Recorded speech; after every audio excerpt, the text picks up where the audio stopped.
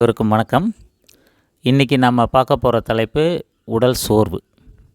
நம்மளுடைய உடல் மிகப்பெரிய ஒரு மிஷின்ங்க.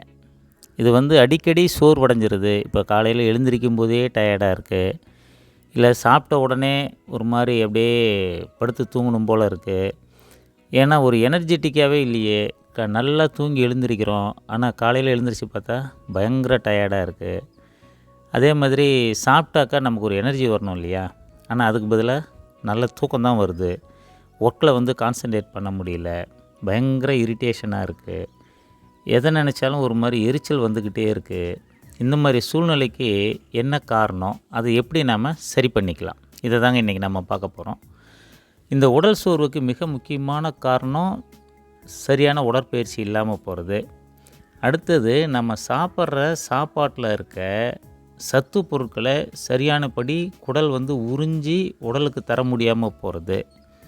அதுக்கடுத்ததாக லிவருடைய வேலைங்க, அதாவது கல்லீரல் ஒரு கெமிக்கல் ஃபேக்ட்ரி. அது தான் நமக்கு உடலுக்கு தேவையான பொருட்களை தரம் பிரித்து மருந்தாக இருந்தாலும் சரி, சத்து பொருட்களாக இருந்தாலும் சரி, நமக்கு எனர்ஜியை க்ரியேட் கொடுக்கறதில் அது மிக முக்கிய பங்கு வகிக்குது. இன்னும் நிறைய உறுப்புகள் இருக்குது, இருந்தாலும் இந்த கல்லீரல்ன்றது ரொம்ப மிக முக்கியமான ஒரு பங்கு வகிக்குதுங்க. இதுக்கெல்லாம் மிக முக்கியமான காரணம் என்ன அப்படின்னு பார்த்தோன்னாக்கா, நம்மளுடைய அன்றாட செயல்கள் தான் இதெல்லாம் பாதிக்குது. காலையில் நைட்டு நேரம் கழித்து தூங்குறது, 1 மணி 2 மணி வரைக்கும் முழிச்சிக்கிட்டு ஏதாவது வீடியோ பார்த்துட்டு தூங்குறது, காலையில் ரொம்ப லேட்டாக 8 மணிக்கு எழுந்திரிக்கிறது. ஏன்னா நம்ம ஹார்மோன் டைம்னு ஒன்று இருக்குங்க.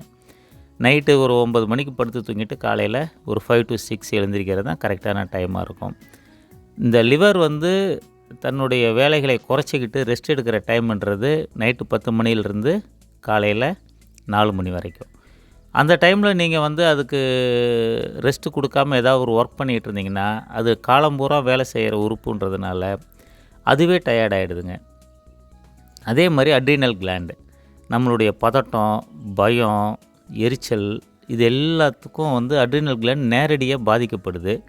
அல்லது அட்ரினல் தூண்டப்பட்டு இந்த உணர்ச்சிகள்லாம் நமக்கு வருது.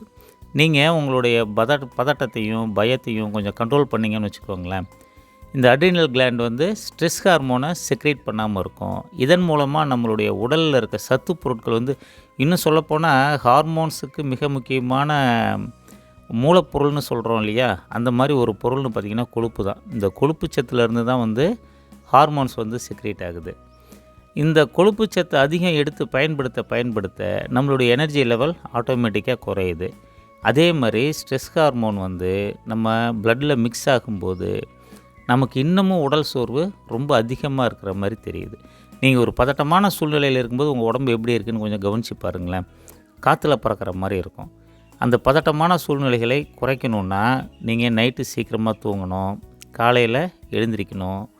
அதே மாதிரி காலையில் ஒரு 1/2 அன் ஹவர் சன்லைட்டில் எக்ஸ்போஸ் ஆகுங்க, உடற்பயிற்சி பண்ணுங்கள். காலையில் ஒரு 6 மணிக்கு எழுந்திரிச்சு ஒரு 1/2 மணி நேரம் வாக்கிங் போங்க, 1/2 மணி நேரம் யோகா பண்ணுங்கள். இது எல்லாமே இந்த நைட்டு தூக்கத்தை அடிப்படையாக கொண்டது தான். நீங்கள் 2 மணிக்கு தூங்கிட்டு காலையில் எழுந்திரிச்சு எனக்கு உடம்பு பிரிஸ்காக இருக்கணுன்னாக்கா அது நடக்கவே நடக்காது. காலையில் 9 to 10க்குள்ளே நீங்கள் கிளம்பணும் அப்படின்னாக்கா காலையில் 6 மணிக்கு எழுந்திரிச்சு பதட்டம் இல்லாமல் உங்கள் வேலைகளை செய்யுங்க. காலையில் 8 மணிக்கு ஸ்கூலுக்கு போகிறதுக்கு 7 மணிக்கு எழுந்திரிக்கிற குழந்தைங்க நிறைய பேர்த்த நானே பார்த்துருக்கேன். அறக்க பறக்க அது மோஷன் போகிறதுக்கு கூட டைம் கிடைக்கிறது இல்லை. எழுந்திரிச்ச உடனே குளிக்கிறது, ஏதோ ஹோம் ஒர்க்கை பண்ணுறது, ஓடுறது, இதே எல்கேஜியில் இருந்து காலேஜ் வரைக்கும் இந்த பழக்கத்தை நம்ம உண்டு பண்ணிடுறோம். முதல்ல குழந்தைங்கள மாற்றுங்க. குழந்தைங்க நைட்டு சீக்கிரமாக தூங்க வைங்க, காலையில் நேரத்தோடு எழுந்திரிச்சு படிக்க வைங்க, ரிலாக்ஸாக கிளம்ப சொல்லுங்கள். காலையில் பஸ்ஸு வர்றதுக்கு ஒரு 1/2 அன் ஹவர் முன்னாடியே ரெடி ஆகிடுங்க. நீங்களாக இருந்தால், வேலைக்கு போகிறவங்களா இருந்தாலும் சரி, ஸ்கூலுக்கு போகிற குழந்தைங்களாக இருந்தாலும் சரி, ஒரு 1/2 அன் ஹவர் முன்னாடி உட்காந்து ரிலாக்ஸ்டாக அந்த பஸ்ஸுக்கு கிளம்புற அந்த பழக்கத்தை உண்டு பண்ணுங்கள். ஏன்னா குழந்தைகளை நீங்கள் அதை பழக்கி விட்டுட்டிங்கனாக்கா பெரியவங்களாக மாறும்போது அதுங்களுக்கு அந்த பழக்கம் ஈஸியாக வந்துடும். தொட்டில் பழக்கம் சுடுகாடு வரைக்கும். நீங்கள் இந்த பழக்கத்தை இப்போ உற்பத்தி பண்ண மறந்துட்டிங்கன்னா அந்த குழந்தை கடைசி வரைக்கும் அவசரமாக ஆஃபீஸ் கிளம்புறது, அவசரமாக வேலையை பார்க்குறது, அந்த கடைசி மினிட்டில் ஏகப்பட்ட வேலைகளை பண்ணுறது, இந்த மாதிரி விஷயங்கள் தாங்க நம்ம உடம்பை வந்து பதட்டமடைய வைக்குது. இந்த பதட்டம் நம்மளை ஸ்ட்ரெஸ் ஹார்மோனை செக்ரேட் பண்ண வைக்குது. இந்த ஸ்ட்ரெஸ் ஹார்மோன் நம்மளுடைய உடம்பை சோர்வாக்கிடுது. ஸோ மெயினான விஷயம் பார்த்திங்கன்னா நம்மளுடைய பதட்டம். இந்த பதட்டத்தை குறைக்கணுன்னா நாம் ரிலாக்ஸ்டாக கிளம்புறதுக்கான வழியை பார்க்கணும். ஒரு ஊருக்கு போகிறதுனா கூட அந்த பஸ்ஸை பிடிக்கிறதுக்கு பிச்சுக்கிட்டு போகிற ஆட்களை ஏகப்பட்ட பேரை பார்க்குறோம். ஜாலியாக வந்து என்ஜாய் பண்ணுறதுக்காக டூர் போவோம். ஆனால் அதை கிளம்புறதுக்குள்ளே வீட்டை ரெண்டாக்குற ஆளுங்களும் இருக்கிறாங்க. அதனால் ஏர்லியராக எழுந்திரிங்க. ஏர்லியராக உங்களுடைய பழக்கத்தை ஸ்டார்ட் பண்ணுங்கள். சீக்கிரமாக கிளம்பணும் அப்படின்ற அந்த பதட்டத்தில் உங்கள் ஸ்ட்ரெஸ் ஹார்மோனை இன்க்ரீஸ் பண்ணி உங்கள் உடம்பை டயர்டாக்கிடாதீங்க. இந்த மாதிரி அறக்க பறக்க ஓடி ஆஃபீஸ் போனவுடனே புஷ்ஷுன்னு ஆகிடுவாங்க. ஸ்கூல் போனவுடனே படிக்கிறதுக்கு எப்படி தோணும்? அந்த பதட்டம் குறையிறதுக்கே உங்களுக்கு 1.5 மணி நேரம் ஆகும். ஸ்ட்ரெஸ் ஹார்மோன் உடம்பு அந்த பிளட்டில் இருந்து யூரின் வழியாக வெளியே போகிறதுக்கே உங்களுக்கு 2 மணி நேரம் ஆகிடும். அதுக்குள்ளே பாதி ஹவர்ஸ் முடிஞ்சு போயிடும். மதியானம் லஞ்ச் வந்துடும். மதியானம் லஞ்சு அறக்க பறக்க திரும்ப சாப்பிட்டு ஸ்கூல் வந்த உடனே திரும்பவும் டயர்டு, திரும்பவும் அதே பிரச்சனை. ஸோ படிப்புலேயும் கான்சன்ட்ரேட் பண்ண முடியாது, ஒர்க்லேயும் கான்சன்ட்ரேட் பண்ண முடியாது. ஒரு இரிட்டேட்டிங்கான மனநிலை நமக்கு இயற்கையாகவே வந்துடும். பதட்டத்தை குறைச்சிட்டோன்னாக்கா இந்த பிரச்சனைகள் இல்லாமல் போகும். ஒரு 1 ஹவர் பிஃபோர் எழுந்திரிச்சு நீங்கள் சீக்கிரமாக கிளம்பணும் அப்படின்றத விட்டுட்டு பதட்டம் இல்லாமல் கிளம்பணுன்றத கொஞ்சம் ஞாபகம் வச்சுக்கோங்க. அதே மாதிரி ஒரு 1/2 ஹவர் காலையில் வாக் பண்ணுங்கள். ஒரு சின்னதாக உங்களுக்கு தெரிஞ்ச யோகா பண்ணுங்கள். பயங்கரமாக அப்படியே காலை வளைச்சி கையை வளைச்சி தலையை உள்ளே விட்டுக்கிட்டுலாம் நீங்கள் பண்ணணுன்றது இல்லை. உங்களுக்கு தெரிஞ்ச சிம்பிளான யோகாவை பண்ணுங்கள். 2வது விஷயம், இதெல்லாம் முடிச்சுட்டு காலையில் ஆகாரம் சாப்பிட்றதுல கொஞ்சம் கவனம் செலுத்துங்க. பயிறு வகைகள் வேவிச்சு சாப்பிட்லாம். இப்போ அசைவம் சாப்பிட்றவங்கன்னா 2 முட்டை சாப்பிட்லாம். ஹெவியாக இல்லாமல் முட்டை 2 அவிச்சு சாப்பிட்டுக்கலாம். அதே மாதிரி சுண்டல் பயிர் ஊற வச்சு சாப்பிட்லாம்.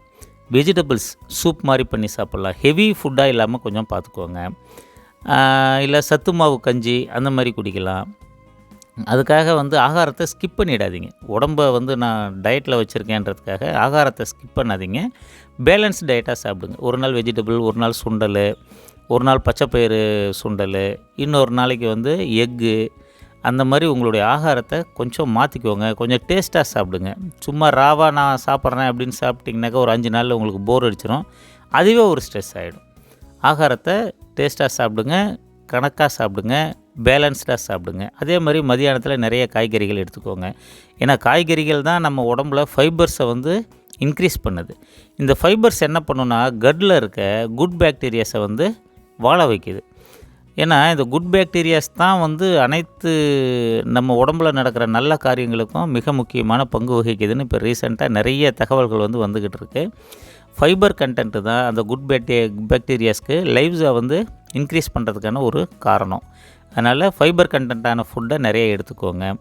ஈவினிங் சீக்கிரமாக வந்து ஒரு 1/2 ஹவர் ஃபேமிலியோட டைமை ஸ்பெண்ட் பண்ணுங்கள். உங்களுக்கு மகிழ்ச்சியான வேலையை செய்யுங்க. டிராயிங் வரைகிறது, இல்லை ஒரு வாக்கிங் போகிறது, இல்லை நேச்சுரலாக அப்படியே எங்கேயாவது ஒரு லேக் பக்கத்துலேயோ அல்லது அந்த மாதிரி ஏதாவது ஒரு இயற்கையான சூழ்நிலைகள்லையோ இருக்கணும்னு உங்களுக்கு தோணுச்சுன்னா அந்த மாதிரி இருக்கிறது, இல்லை புக்ஸ் படிக்கிறது, பாட்டு கேட்குறது, உங்களுக்கு என்ன பிடிக்குமோ அது ஒரு 1/2 ஹவராவது உங்கள் வாழ்க்கையில் செய்யறதுக்கு முயற்சி பண்ணுங்கள்.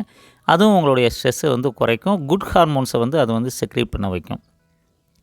இந்த மாதிரிலாம் நீங்கள் உங்கள் வாழ்க்கை நடைமுறையை மாற்றிக்கும் போது கட்டாயம் உங்கள் ஸ்ட்ரெஸ்ஸிலேருந்து நீங்கள் வெளியே வந்துடலாம். உங்கள் உடல் சோர்வும் வந்து சரியாக போயிடும். உங்களுடைய பதட்டமும் ஸ்ட்ரெஸ்ஸும் தான் உங்கள் உடல் சோர்வுக்கு மிக முக்கியமான பங்கு வகிக்குதுங்க.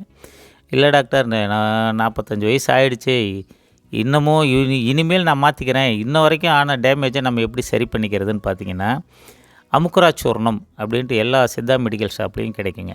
அமுக்குரா சூர்ணம் அது வாங்கிக்கோங்க. ஒரு 2 கிராம் அளவுக்கு காலையில் இல்லை நைட்டில் மட்டுமாவது ஒரு 2 கிராம் எடுத்து, 2 கிராம்ன்றது ஒரு நாளைக்கு டோஸு. காலையில் 1 கிராம், சாயந்தரம் 1 கிராம் சாப்பிட்லாம். இப்போ நைட்டில் மட்டும்னா 1 கிராம் அளவுக்கு ஒரு 1/2 டம்ளர் பாலில் மிக்ஸ் பண்ணி குடிச்சிருங்க. ரொம்ப ரொம்ப எஃபெக்டிவாக இருக்கும். அது ஸ்ட்ரெஸ்ஸையும் ரிலீஃப் பண்ணும், ஒரு நல்ல தூக்கத்தை கொடுக்கும், உடம்புக்கும் ஒரு எனர்ஜியை கொடுக்கும், லிவருக்கும் வந்து ஒரு நல்ல ப்ரொடெக்ஷனை கொடுக்கும். இதெல்லாம் தாண்டியும் எனக்கு அந்த பிரச்சனை இருக்குன்னா டீடாக்ஸ் பண்ணுங்கள். மாதத்துக்கு ஒரு தடவை வந்து பேதிக்கு போகிற மருந்து எடுத்துக்கோங்க. வியர்வை வர அளவுக்கு நல்ல எக்ஸசைஸ் பண்ணுங்கள். வியர்வை வர அளவுக்கு வேது பிடிக்கலாம், அதுவும் ஒரு டீடாக்சிஃபிகேஷன் மெத்தட் தான். மூச்சு பயிற்சி பண்ணுங்கள். இப்படிலாம் பண்ணும்போது உங்களுடைய உடல் சோர்வு கட்டாயம் சரியாக போயிடும். உடல் சோர்வு சரியாயிடுச்சுன்னா உங்களுடைய அந்த ஸ்விங்கிங் மூடு இருக்கு இல்லையா, அடிக்கடி இரிட்டேட் ஆகிறது, திடீர்னு ஒரு எரிச்சல் வர்றது, எல்லாத்து மேலேயும் கோவப்படுறது, இந்த மாதிரியான மூடு வந்து கிளியர் ஆகும். உங்களுடைய படிப்பு திறன், ஞாபக சக்தி இது எல்லாமே அதிகமாகுங்க. ஸோ நம்மளுடைய பதட்டம் தான் நம்ம எல்லா காரணக்கும் உடம்பு பிரச்சனைகள் அனைத்துக்கும் மிக முக்கியமான காரணம் பதட்டம் தான். பதறிய காரியம் சிதறும். அதனால் பதட்டப்படாமல் உங்கள் வேலைகளை நீங்கள் கவனிக்க ஆரம்பிங்க. உங்கள் உடம்புல நடக்கிற மாற்றத்தை நீங்களே உணர்வீங்க. உங்களுடைய வாழ்க்கை முறைகளை மாற்றுங்க. இன்றைக்கே இதை ஸ்டார்ட் பண்ணுங்கள். நல்லபடியாக வாழ்கிறதுக்கு நம்ம முயற்சி பண்ணுவோம். Okay friends, thank you.